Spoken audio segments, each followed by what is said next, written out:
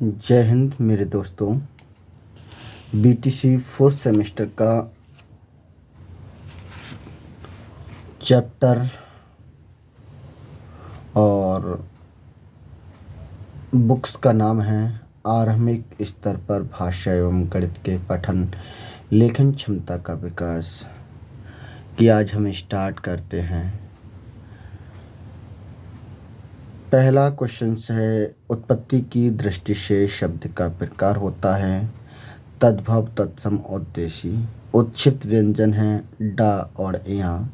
मुझसे बैठा नहीं जाता। वाच्य का उदाहरण है भाववाच्य। सांस के आधार पर व्यंजनों का वर्गीकरण होता है अल्प प्राण एवं महाप्राण।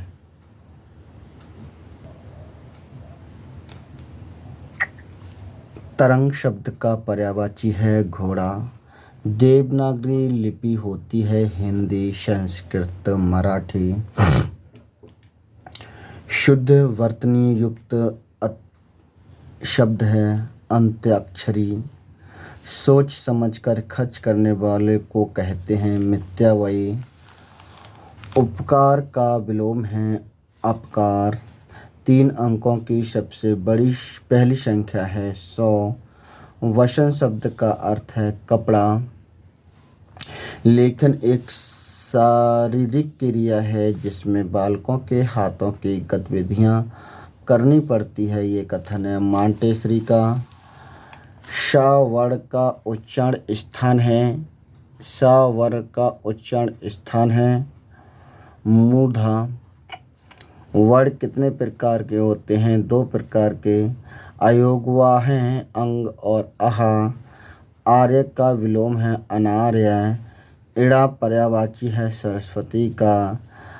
गुण्य को जिस राशि से गुणा किया जाता है उस राशि को गुणज कहा जाता है। मोर शब्द का समानार्थी है शिक्षी। गणित की मुख्य सक्रियाएं हैं 4। मूल स्वर हैं छोटा आई, छोटा ऊ और छोटा आ। पार्श्वरिक वर्ण हैं ला। पठन भाषा शिक्षण का रूप है व्यवहारिक। लोकगीत से आप क्या समझते हैं? इसका जो मुख्य उद्देश्य है किसी कि उसी क्षेत्र में प्रचलित भाषा में रचे गए गीतों से है। ये लोकगीत उस क्षेत्र विशेष की सभ्यता तथा संस्कृति की अभिव्यक्ति करते हैं, जैसे कजरी, सोहर, चेती, लंगुरिया आदि लोकगीत की प्रमुख शैलियाँ हैं। ये लोकगीत शास्त्रीय नियमों का पालन न करके मनुष्य उसे अपनी तर्ज के आधार पर व्यक्त करते हैं, वही लोकगीत कहलाते हैं। नेक्स्ट क्वेश्चन है, अर्थ के आधार पर वाक्य के भेद। वाक्य मन या अपने भावों को स्पष्टता से प्रकट करने वाले सार्थक और व्यवस्थित शब्द को युग्म समूह को वाक्य कहा जाता है। अर्थ के आधार पर वाक्य। नंबर 1, विधि सूचक वाक्य।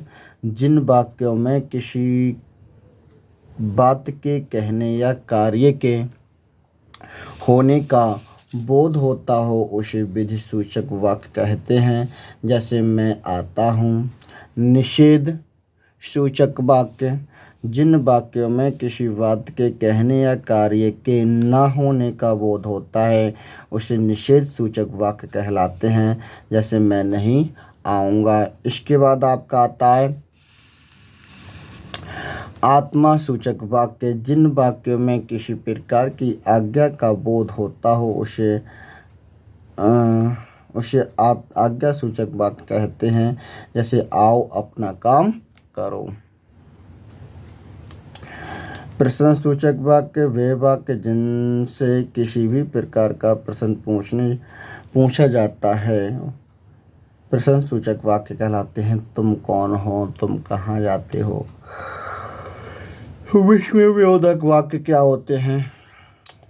जिन वाक्यों में विस्मय, हर्ष, दुख एवं आश्चर्य का बोध होता हो, विस्मय सूचक वाक्य कहलाते हैं। ये वाक्य यह क्या हुआ। इसके बाद अगर नेक्स्ट क्वेश्चन से आपका आरंभिक स्तर पर पठन की उपयोगिता पर प्रकाश डालिए। किसी वाक्य या शब्द को अर्थ बोध भाव को ग्रहण करते हुए पढ़ना अर्थात अक्षरों शब्दों से जुड़ी ध्वनियाँ निकालने के साथ साथ लिखित वस्तु का अर्थ भी समझना ही पठन है। पठन के प्रकार हैं मुद्रा भाव पठन, दृश्य भाव पठन, अभिनय पठन और चित्रण पठन। इसके बाद आपका आता है ज्ञानोपार्जन का मुख्य साधन। आज ज्ञान के क्षेत्र का निरंतर विकास होता जा रहा है। स्कूलों तथा कॉलेजों में पढ़ी गई पुस्तकों से केवल ज्ञान का द्वार ही खुल पाता है। ज्ञान का भंडार सागर के समान है, उसमें प्रवेश करके ज्ञान की अपार वृद्धि को समझने में बहुत समय लगता है। सामाजिक उपयोगिता।